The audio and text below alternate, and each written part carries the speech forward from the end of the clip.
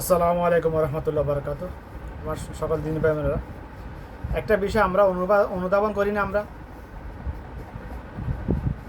আমরা অনুধাবন করি না। আমরা এটা নিয়ে কখনো চিন্তা ভাবনাই করি না। এটা নিয়ে আমরা দুনিয়া নিয়ে যত হাহাকার করি, যত যা দৌড়াদৌড়ি করি, যা কিছু করি না কেন,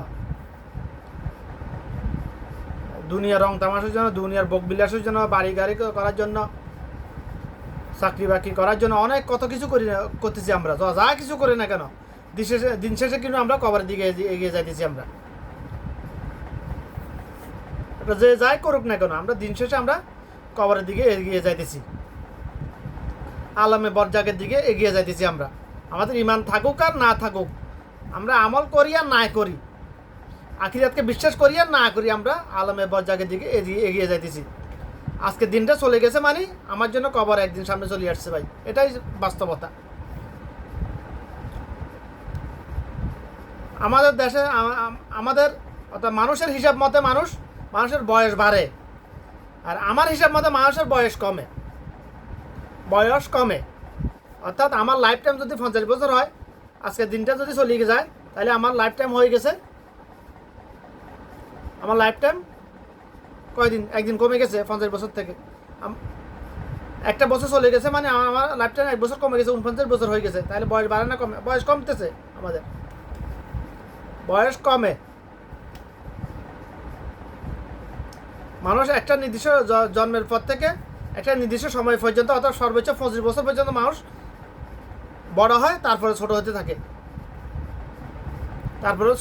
অর্থাৎ 25 বছর পর্যন্ত মানুষের গ্রোথ হরমোন থাকে। সর্বোচ্চ 25 বছর পুরুষের, নারীদের আরও কম বয়স পর্যন্ত, নারীদের সর্বোচ্চ 21 বছর পর্যন্ত গ্রোথ হরমোন থাকে। এই গ্রোথ হরমোন যতদিন আছে ততদিন পর্যন্ত সে বড় হতে থাকে। গ্রোথ হরমোন বন্ধ হয়ে গেলে সে আস্তে আস্তে ছোট হতে থাকে। তার ক্ষমতা, শারীরিক ক্ষমতা আর বাড়তে থাকে না, কমতে থাকে। তো যেটা বলতে চাইছিলাম আমি,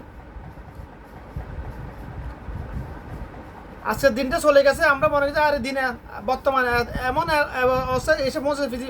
আল্লাহি আলম, আল্লাহ ফাঁকে ভালো কীভাবে এটাকে করছে, কল্পনা করা সম্ভব না। এটা মনে হয় যেন 4 দিন পর জুমাবার চলে আসে।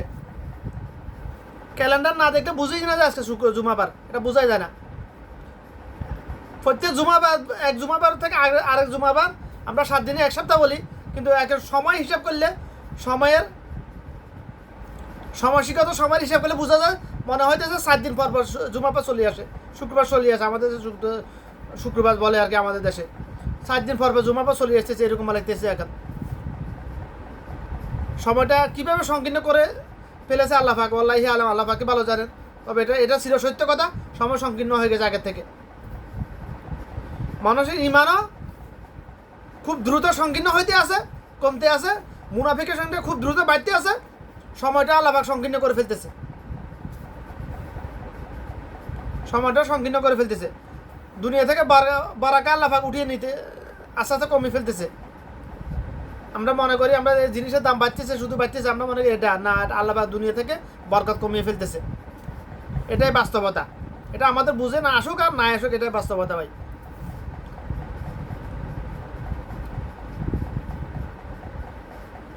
তো আমরা যা কিছু করি না কেন, কবরকে ভুলে গেলে চলবে না। কবরকে আমাদের স্মরণ রাখতে হবে। আমার প্রত্যেক আদম সন্তান কবরের বাসিন্দা। তাকে জ্বালিয়ে দেও, ফুটিয়ে দাও, ফানিতে ফসে গলে মরুক, কীটপতঙ্গ খেয়ে ফেলুক, বাঘে খেয়ে ফেলুক, যাই কিছু করো, প্রত্যেক আদম সন্তান কবরের বাসিন্দা। প্রত্যেক আদম সন্তান আলমে বরজাকে, তাকে হাসরের দিন আল্লাহর সামনে দণ্ডায়মান হতেই হবে। ইমানওয়ালা, গায়ের ইমানওয়ালা সবাইকে হতে হবে। যার ইমান নাই সে তো বিনা হিসাবে জাহান্নামে। এটাও সত্য যে সে মানুষের হক করেছে, নষ্ট করলে ওটা বুঝে দিতে হবে। তো জাহান্নামে তো সে যাবেই, তবে মানুষের হক তো বুঝে দিতে হবে তাকে। আল্লাহর সামনে হাসরের দিন দণ্ডায়মান হতে হবে, এটা আবু জাহেল বিশ্বাস করতো। কিন্তু আফসোস, কত দুর্ভাগা, ইমান আনতে পারে না সে। ইমান আনা তার নসিবে ছিল না।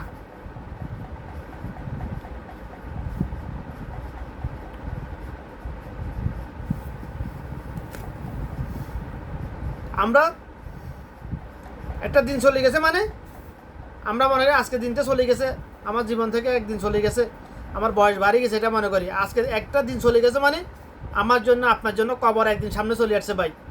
কেয়ামত একদিন সামনে চলে আসছে। কেয়ামত দুই প্রকার, একটা হলো সমষ্টিগত কেয়ামত, আর একটা হলো ব্যক্তিগত কেয়ামত। কেয়ামত দুই প্রকার। কেয়ামতের দুইটা অর্থ, কেয়ামত শব্দের অর্থ ইয়ামুল কিয়ামা। কেয়ামতের দিবসের দুইটা অর্থ। কেয়ামত শব্দ প্রথম অর্থ হলো ধ্বংস, কেয়ামতের আরেকটা অর্থ হলো মৃত্যু। ধ্বংস কোথায়? সমষ্টিগত কেয়ামত যেদিন হবে ওই দিন সব ধ্বংস হয়ে যাবে। এই পরিপ্রেক্ষিতে কেয়ামত শব্দের অর্থ হলো ধ্বংস। আর মৃত্যু কি? যার মৃত্যু যেদিন, কেয়ামতের দিন সবার কি হবে? সকল প্রাণী মৃত্যুবরণ করবে। যার মধ্যে সকল প্রাণী মৃত্যুবরণ করবে। তো মৃত্যুবরণ করলে তো সে আরাম বজ্জাকে যাবে।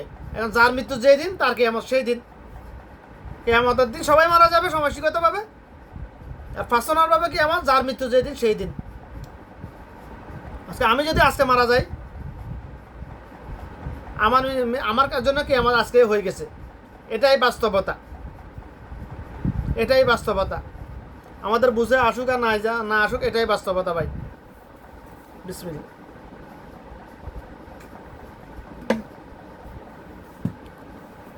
কিন্তু আফসোসের বিষয় হলো আল্লাহ রাসূল সাল্লাল্লাহু আলাইহি ওয়াসাল্লাম বলছে মুসলমানের জন্য দুনিয়া হলো মুসাফিরখানা। আচ্ছা, আমি বাংলাদেশ থেকে ওমানে আসার সময় আমরা এয়ারপোর্টে যাই। এয়ারপোর্টে আমাদের ঘন্টা 1 ঘন্টা 2 ঘন্টা অবস্থান করা লাগে। বিমান টেক অফ করার জন্য অবস্থান করা লাগে, আমাদের ইন্তজার করা লাগে। আমরা কি এয়ারপোর্টকে সাজানোর জন্য ওখানে ব্যস্ত থাকি, নাকি সময়ের অপেক্ষা করি, নাকি টাইম দেখি, শুধু সময় গুনি শুধুমাত্র কখন ফ্লাইটের সময় হবে, কখন প্লেনে উঠাবে আমাদেরকে, কখন ফ্লাইট হবে, কখন আকাশে উড্ডয়ন করবো, আমরা এই সময়টা শুধু আমরা গুনতে থাকি, হিসাব করি আমি, নাকি আমরা এয়ারপোর্টকে সাজানো নিয়ে ব্যস্ত থাকি? কখনো আমরা কোনো পাগলও এয়ারপোর্টকে সাজানো নিয়ে ব্যস্ত থাকে না।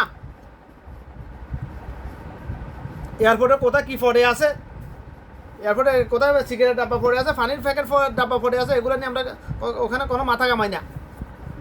এয়ারপোর্টে কোথায় ধুলাবাড়ি পড়ে আছে, আমরা এগুলোর কোনো মাথা কামাই না। আমাদের সবাই একটা চিন্তা থাকে ওখানে কখন ফ্লাইটে উঠবো, কখন বিমানে উঠবো, কখন বিমান টেক অফ করবে, আকাশে উঠবে, এই চিন্তা থাকে শুধু আমাদের। আমরা শুধু সময় হিসাব করি তখন তো, কারণ আমরা মুসাফির। তো আমরা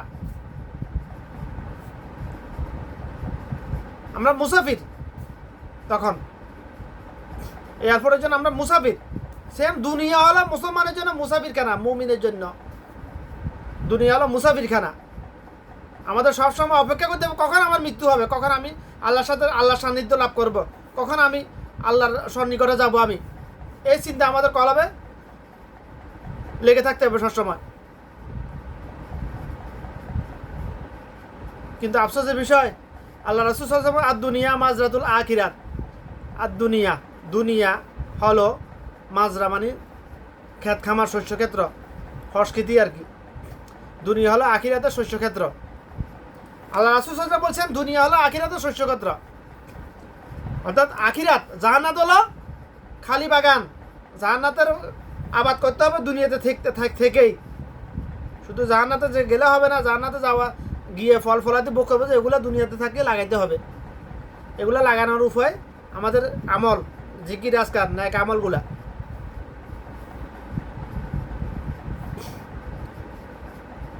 দুনিয়া আল্লাহ রাসূল সাল্লাল্লাহু আলাইহি ওয়াসাল্লাম দুনিয়া হলো আখিরাতের শস্যক্ষেত্র। আর মানুষের কাজকর্ম দেখি, কথাবার্তা, চালচলন দেখি বোঝা যায় দুনিয়া হলো আখিরাতের বরবাদি ক্ষেত্র। মানুষের এমন মনে হয়, এমনভাবে মানুষ নিজেকে উপস্থাপন করতেছে দুনিয়া হলো আখিরাতের বরবাদি ক্ষেত্র। দুনিয়াতে মস্ত বড়, খাওয়া দাওয়া ভর্তি করো, এই স্লোগান নিয়ে ব্যস্ত মানুষ। আফসোস, মানুষের কলবে শুধু দুনিয়া দুনিয়া দুনিয়া দুনিয়া জিকির, আখিরাতে জিকির নাই বেশিরভাগ মানুষের কলবে, শুধু দুনিয়া। যেদিকে তাকায় ওদিকে শুধু মিথ্যে কথা। আরে এত মিথ্যে কথা কিভাবে মুসলমান বলতে পারে? মুসলমান বলা যাবে না। মুনাফিক আর মুসলমান কখনো এক নয়। যে মিথ্যে কথা বলে সেই মুনাফিক। কারণ যে দুনিয়ার লোভে মিথ্যা কথা বলতে পারে তার জন্য যত রকম পাপ আছে সব কিছু করাই সম্ভব, কারণ তার কলবে আল্লাহর ভয় নাই। তার কলবে এই চিন্তা নেই যে কেউ না দেখলেও তো আল্লাহ তো দেখতেছে, কেউ না জানলেও তো আল্লাহ তো জানে আমি মনে মনে কি ভাবতেছি। আল্লাহ শুধু এটা জানে না, আমি কি কল্পনা করব ওটাও আল্লাহ পাক জানে। আমি কি মনে মনে কি মনে করতেছি, কি ভাবতেছি, কি কল্পনা করতেছি, আল্লাহ পাক শুধু এটা জানেন না। সুবহানাল্লাহ। আমি কি কল্পনা করব, কি পরিকল্পনা করব ওটাই আল্লাহ পাক জানে। কারণ আমি পরিকল্পনা ওটাই করতে পারবো যেটা করার আল্লাহ পাক তৌফিক দিবে আমাকে, ওটাই করতে পারবো, এর বেশি কিছু করতে পারবো না।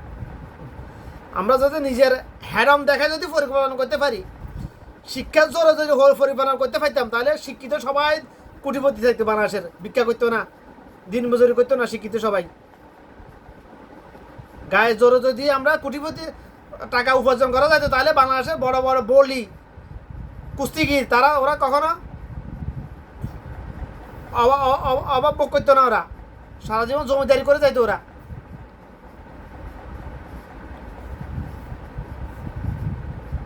আমাদেরকে দুনিয়াতে পাঠিয়েছে কেন আল্লাহ পাক? আখিরাত কামাই করার জন্য, জান্নাতে যাওয়ার জন্য, কাজ করার জন্য পাঠিয়েছে আমাদেরকে। আবাদ আর দুনিয়া মাজরাতুল আখিরাত। আমরা এসেছি জান্নাত থেকে, আমাদের টার্গেট থাকতে হবে জান্নাত। কিন্তু আফসোসের বিষয়, মানুষের কথাবার্তা চালচলন দেখে বোঝা যায় মানুষের টার্গেট জান্নাত নয়। জান্নাতে যেতে চাই কিন্তু টার্গেট হলো জাহান্নাম। কর্মের দ্বারা প্রকাশিত যেটা, এটাই বলতেছি আমি, যেটা কর্মের দ্বারা প্রকাশিত। মানুষ অন্তরে কি কল্পনা করে এটা তার কর্মের দ্বারা প্রকাশ পায়। মানুষ যেটা কল্পনা করে ওটা মানুষ চোখ বন্ধ করলে 3D ফুটেজ আকারে চোখের সামনে দেখতে পারে। এটা যে কোনো বিষয়, সেটা ইহকাল হোক পরকাল হোক, যে কোনো বিষয় মানুষ দেখতে পারে। মানুষ চাইলেই দুনিয়াতে থেকে জান্নাতও দেখতে পারে। এই কথা নিয়ে অনেকে ফেরকাবাজি করবে, আমার কিছু যায় আসে না এটা নিয়ে। মানুষ যদি চায় দুনিয়াতে থেকে জান্নাতও দেখতে পারে, চোখ বন্ধ করলে দেখতে পারবে। তার জন্য কি করতে হবে? কোরআন হাদিসের উপর ঈমান আনতে হবে পরিপূর্ণ, মিয়া ফিল মিয়া। আলিফ লাম মিম যালিকাল কিতাবু লা রাইবা ফীহি হুদাল লিল মুত্তাকিন। আলিফ লাম মিম, এই সেই কিতাব যার মধ্যে কোনো প্রকার সন্দেহ নেই। এই কথার উপর মিয়া ফিল মিয়া ঈমান যে আনতে পারবে, সে চোখ বন্ধ করলে দুনিয়াতে থেকে জান্নাম দেখতে পাবে। সে যদি আলেম হয়, আল্লাহর কালাম জাননেওয়ালা, বুঝনেওয়ালা, সমাজনেওয়ালা, মাননেওয়ালা আলেম যদি হয়, সে দেখতে পারবে। দুনিয়া যে মানুষ যেটা কল্পনা করে ওটাই মানুষের চোখের সামনে 3D ফুটেজ আকারে বেশি উঠে, চোখ বন্ধ করলে বেশি উঠে। এটাই বাস্তব। স্বপ্নের ন্যায় আমরা ঘুমের ঘরে স্বপ্ন দেখি না, স্বপ্ন দেখি এটা কি অডিও না ভিডিও ফুটেজ হতে দেখি আমরা। এগুলা সেম তদরূপ মানুষ যেটা অন্তর কল্পনা করে, পরিকল্পনা করে, ওটা মানুষ চোখ বন্ধ করলে 3D ফুটেজ আকারে দেখতে পারে। মানুষকে আল্লাহ পাক এলেম দিয়েছে, হিকমত দিয়েছে যে একটি কাজের ফলাফল কি হইতে পারে এটা চিন্তা ভাবনা করে। একটি কাজ এভাবে করলে কি হবে, এভাবে করলে কি হবে, এভাবে করলে কি হবে, এগুলা চিন্তা ভাবনা করে জাস্টিফাই করার, ফলাফল আগে থেকে অনুমান করার, বুঝার এলেম দিয়েছে, হিকমত দিয়েছে মানুষকে। মানুষ আফসোস এটা ব্যবহার করতে পারে না। এখানে আরেকটা কারণ আছে, এলেম হিকমত আল্লাহ পাক তাকে দে, বেশি বেশি তাকে দে যে মিথ্যা কথা বলে হারাম মনে করে এবং জাগতিক হারামকে হারাম মনে করে। যারা জাগতিক হারামকে হারাম মনে করে না, তাদের কমন সেন্স খুবই কম। অর্থাৎ তাদের মধ্যে আল্লাহ কমন সেন্স বলতে গায়েব এলেম। কমন সেন্স এটা আরবি শব্দ, বাংলাতে আমরা কমন সেন্স বলি, আর এটার আরবি অর্থ হলো গায়েবী এলেম। এটা আল্লাহর দান। কমন সেন্স আর কমন সেন্স এগুলো আল্লাহর দান, এগুলা আল্লাহ পাকের পক্ষ থেকে আসা এলেম। আমরা অনেককে মানুষকে ছোট করে বলি না, এদের কাছে কমন সেন্স নেই। কমন সেন্স হাতের কি দোষ? হাতের আল্লাহ দিতেছে না। কেন দিতেছে না? হাতের কর্মের দোষ আছে। কেন দিতেছে না? হাতের জাগতিক হারামকে হারাম মনে করতেছে না, মিথ্যা কথা বলাকে হারাম মনে করতেছে না। কারণ যে কথা মিথ্যা কথা বলে দুনিয়া, মিথ্যা কথা বলাকে হারাম মনে করে না, তার কলম শয়তানের দখলে আছে, শয়তানের অসহসা যুক্ত। যে কলম শয়তানের অসহসা যুক্ত, ওই মেমোরি, ওই ব্রেন কখনো পজিটিভ কোনো কিছু চিন্তা করতে পারবে না, সবসময় নেগেটিভ চিন্তা করবে শুধুমাত্র। যে কলব শয়তানে অসহসা যুক্ত ওই কলব পাপ যুক্ত, যে কলব শয়তানে অসহসা মুক্ত ওই কলব পাপ মুক্ত, যে কলব পাপ মুক্ত ওই আদম সন্তান পাপ মুক্ত। আমরা মনে করি আরে আমার হাত আমার পা আমার ইচ্ছা আমি লড়াইতেছি না, আমার ব্রেন যতক্ষণ সিগন্যাল দিবে না ততক্ষণ আমি আমার হাতে নড়বে না। যদি আমি আমার ক্ষমতায় যদি হাত নাড়াতে পারি তাহলে প্যারালাইসিস কেন হয়? যাদের প্যারালাইসিস তাদেরকে বলুন না আপনার বাম হাত নাড়ান তো, ডাইন হাত নাড়ান তো, নাড়াতে পারে কিনা, তার তো ক্ষমতা আছে। ক্ষমতার যে অহংকার বড়াই আপনাদের করেন, দেখুন তো প্যারালাইসিস মানে কি? শরীরের যে অঙ্গে ব্রেনের সিগন্যাল পৌঁছায় না ওটাই প্যারালাইসিস, ওই অঙ্গ ওটাকে বলা হয় প্যারালাইসিস ডাক্তারি ভাষায়।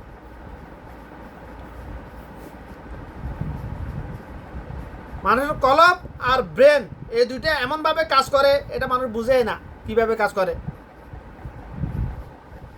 কম্পিউটার তো সবাই চিনেন বেশার কম বর্তমানে। কম্পিউটার পরিচালনা পৃথিবীর যত পাওয়ারফুল কম্পিউটার হোক না কেন সেটা পরিচালনা করার জন্য একটা উন্দুর লাগে, উন্দুর ইংরেজিতে মাউস বলে আর কি, বাংলায় উন্দুর লাগে।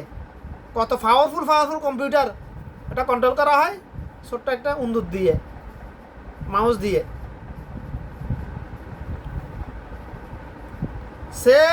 সেম থিওরিতে কাজ করে মানুষের কলব আর ব্রেন।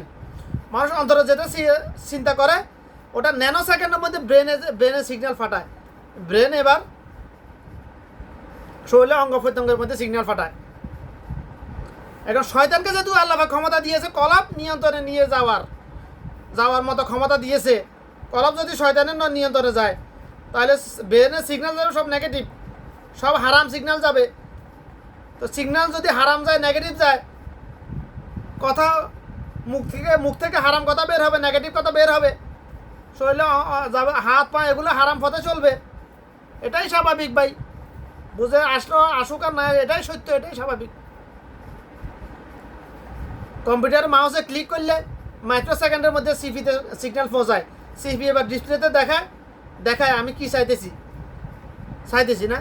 সেম একই থিওরিতে কাজ করে ব্রেন, কলব আর ব্রেন। মানুষ কলব মানে অন্তরে মানুষ যেটা কল্পনা করে ওটা ন্যানো সেকেন্ডের মধ্যে স্পিডে কত স্পিডে কত দূরে কল্পনা করতে পারবে না। ন্যানো সেকেন্ডের মধ্যে ওটা ব্রেনের সিগন্যাল পৌঁছায়, ব্রেনের সিপিতে। মানুষের সিপি হলো ব্রেনের সিগন্যাল পৌঁছায়। এবার ব্রেন তার অঙ্গ শরীরে অঙ্গ প্রত্যঙ্গে তার মুখে ব্রেন কিছু যদি কোনো কিছু বলার জন্য সিগন্যাল যায় ব্রেন তার মুখ কথা বলে, আওয়াজ শুনে, আওয়াজ বের হয়। যদি বলে না হাত নাড়াও, এই হাত দিয়ে এটা করো, আপনি দেখেন না হঠাৎ করে আপনার সামনে একটা বিষাক্ত সাপ পড়ে গেছে, ফাঁসে একটা লাঠি আছে আপনার পড়ে আছে, ওই লাঠিটা নিতে আপনার ন্যানো সেকেন্ডও লাগবে না। এত দ্রুত ব্রেন কাজ করে, কলব আর ব্রেনের সাথে সম্পর্ক এত দ্রুত, যোগাযোগ, কমিউনিকেশন, এটা মানুষ কল্পনা করতে পারে না। আফসোসের বিষয় আছে মুসলমান কোরআন হাদিস নিয়ে রিসার্চ করতেছে না, গবেষণা করতেছে না, আল্লাহর কালাম জানার বুঝার জন্য এলেম গ্রহণ করতেছে না। কিন্তু ইহুদি নাসারারা দুনিয়া তাদের নিয়ন্ত্রণে নিয়ে যাওয়া, দুনিয়ার ভোগ বিলাসের জন্য কোরআন হাদিসের উপর ইমান রিসার্চ করতেছে, কোরআন হাদিসের উপর ইমান আনতেছে, মিয়া তাহিদের উপর ইমান নাই, রিসালাতের উপর ইমান নাই। কিন্তু দুনিয়ার লোভী ওরা দুনিয়া ভোগ করার জন্য যেগুলো কোরআন হাদিসের কিছু কোরআন হাদিসে ওরা মিয়া ইমান আছে, এই জন্য ওদেরকে আল্লাহ দুনিয়া দিয়ে দিয়েছে। এখন পুরা দুনিয়া আজকে বর্তমানে ইহুদি নাসারাদের কন্ট্রোলে, খ্রিস্টানদের কন্ট্রোলে, পুরা দুনিয়া নাচাইতেছে মাত্র 2-3টা দেশ। মুসলমান আছে শুধু কার হন্দে কনে বাস ঢুকাবে এটা নিয়ে ব্যস্ত।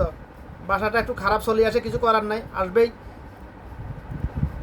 মুসলমান শুধু ব্যস্ত ধর্ম ব্যবসা নিয়ে। বাংলাদেশের আলেমের লেফাজারি মানুষরূপী বাতিল শয়তানগুলো ব্যস্ত শুধু ধর্ম ব্যবসা নিয়ে। মঞ্চ তৈরি করে ওয়াজ করার নামে ধর্ম ব্যবসা নিয়ে ওরা ব্যস্ত, ওই হারামজাদাগুলা, ওই শয়তানগুলা। মঞ্চ তৈরি করে ওয়াজ করাটাই হলো বিদাত।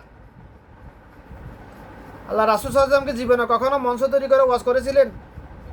বিদায় হজের ভাষণ ছিল ওনার জন্য খাস, শুধু ওনার জন্য খাস ছিল ওটা। ওই বিদায় হজের ভাষণকে আজকে ধর্ম ব্যবসায়ীরা মঞ্চ তৈরি করে ওয়াজ করার সিস্টেম চালু করে দিয়েছে। বাংলাদেশে এক জাহেল এক টেকরা দজ্জাল বাইতুল মোকাররমের খতিব ওই টেরা দজ্জাল কয় আরবিতে কথা বলা সুন্নত নাই, এরকম কোনো জাল হাদিসও নাই। ওই টেরা দজ্জাল এটা বলে না যে, বলে নাই যে আরবি জানা বুঝা আল্লাহর কালাম, আরবি মানে আল্লাহর কালাম, আল্লাহর কালাম জানা বুঝা ফরজ। ওই টেরা দজ্জাল এটা বলে না। ওটা কারণ ওটা টেরা দজ্জাল, তো ওটা 100% বিদায় দিয়েতে, 100% টেরা দজ্জাল, এতে দজ্জালের অন্তর্ভুক্ত। যে যে কাজ্জাব মিথ্যাবাদী আর দজ্জাল আছে, তো বড় বড় মিথ্যাবাদী আসমান আর জমিনে আর কেউ নাই।